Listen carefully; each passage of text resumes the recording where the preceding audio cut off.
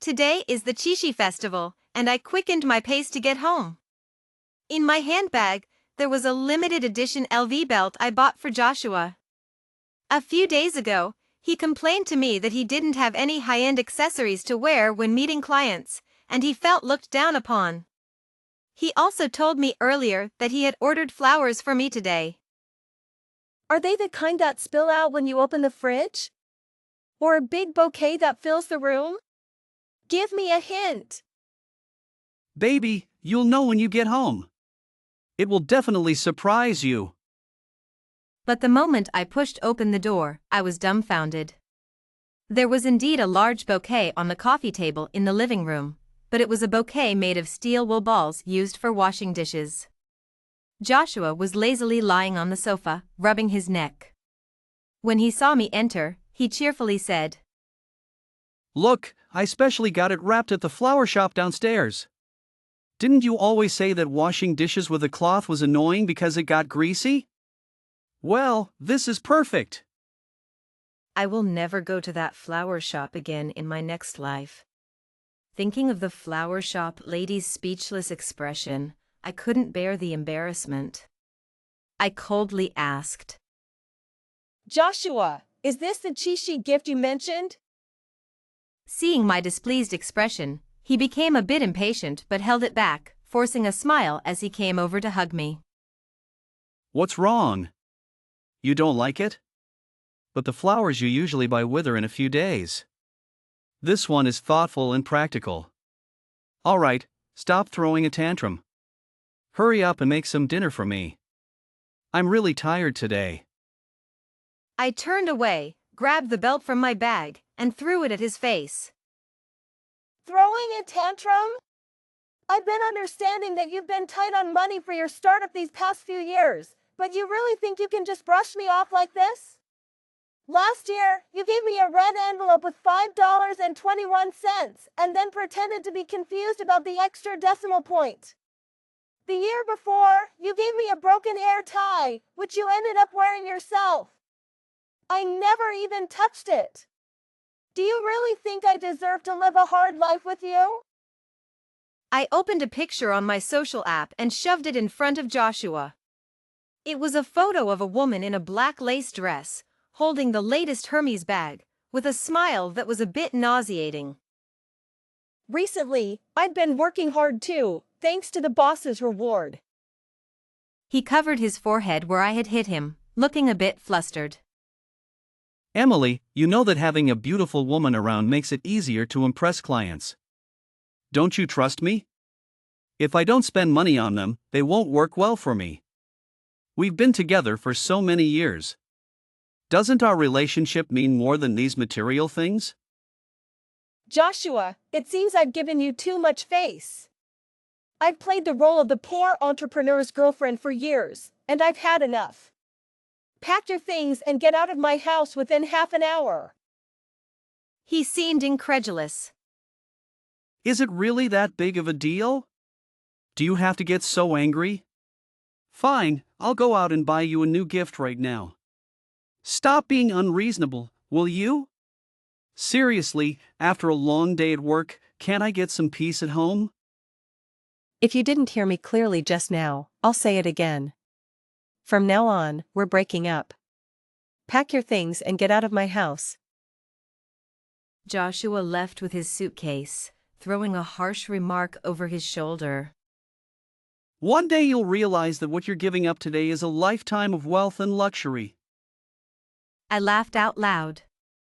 Yes, Mr. Joshua, I failed to recognize your greatness. Don't underestimate the young, the middle-aged, or the old. I've been with you for years and haven't seen any benefits. I even had to do the laundry, cook, and wash dishes like a maid. I'm done. Goodbye. With that, I stuffed a bunch of steel wool into the back of his shirt and pushed him out the door. Slowly squatting down, I couldn't help but feel my eyes well up. The years of affection and companionship were not worth it, and it was time to move on. I called Sophia. Before I could speak, she burst out laughing. Oh, why are you calling me now? Let me guess, what did that potential guy of yours give you this year? Did he take a picture of the flower bed at the entrance of the neighborhood and say it was a grand gift for you? Ha ha ha. I found it absurdly funny too. That was what he gave me last Christmas, and Sophia had been laughing about it ever since. I pouted, "Hey Mom, stop making fun of me. This time it's really over." Really broke up? I mumbled a yes. That's my good girl. I've always told you, it's not scary if a man is poor, but it's scary if he's both poor and stingy. And you secretly investing in him to save his face, he really thought he was a business genius. Wait, I recently met a single young man at a charity gala. How about meeting him tonight? Mom, I just broke up a few minutes ago. How can I be in the mood for a blind date so soon? What, are you going to mourn for him for 3 years? Out with the old, in with the new. Mourn?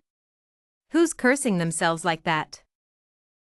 All right, let's say I don't know how to speak. So, are you going or not? Thinking about it, staying home alone would only make me sadder. It was better to go out and change my mood, so I agreed. After a few minutes, an unfamiliar number called. The voice on the other end simply said, "Come downstairs." I was a bit curious and went downstairs, only to be stunned. Wasn't this Daniel, who used to play house with me when we were kids? Seeing my surprised look, he just smiled slightly and opened the car door for me. Ah, it had been so long since I enjoyed such courtesy, I almost forgot how I used to live as a little princess. How about Thai food? We can order some mango sticky rice with extra mango and coconut milk, and a few crispy shrimp cakes. How do you know I love these? Oh, it's nothing. When we were kids, you used to cover mud with leaves and call it sticky rice, and use small stones and mud as shrimp cakes, telling me they were delicious. Seeing my ears turn red, he laughed heartily. After all these years, you're still so easily embarrassed. Just teasing you. If I want to pursue you, knowing your preferences is essential. Someone recently posted that they couldn't live without mango sticky rice, so I'm here to save your life. The awkwardness of not seeing each other for years was easily broken by him, and we gradually chatted warmly. It turned out he had been studying abroad after moving away, started a new media company, and recently returned to develop his business. He met my mom at a charity gala and naturally learned about Joshua. Mentioning him, his face turned stern, and his lips pressed into a thin line. Want to completely give up on him? Come, I'll take you somewhere. Standing at the entrance of the nightclub, I hesitated. If I stopped now and didn't go in, perhaps I could preserve the last shred of dignity for our years together. Seeing my hesitation, Daniel didn't push me, he just stood by, waiting for my decision. Let's go.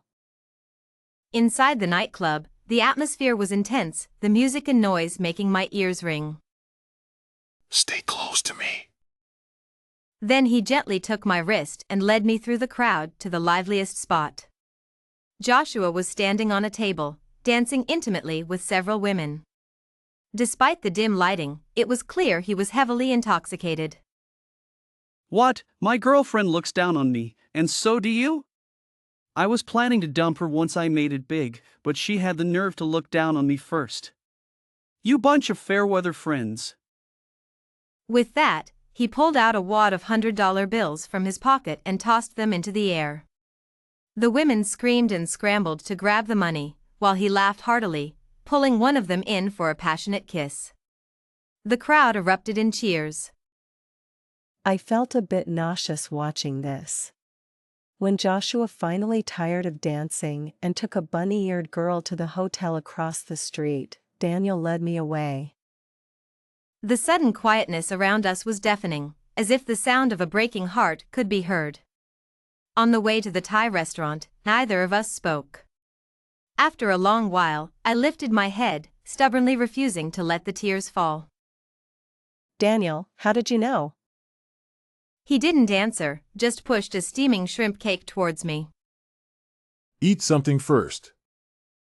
As the tender shrimp cake went down, the nausea seemed to subside a bit. He then spoke slowly. A while ago, I returned home, and a friend took me out to see the nightlife after dinner.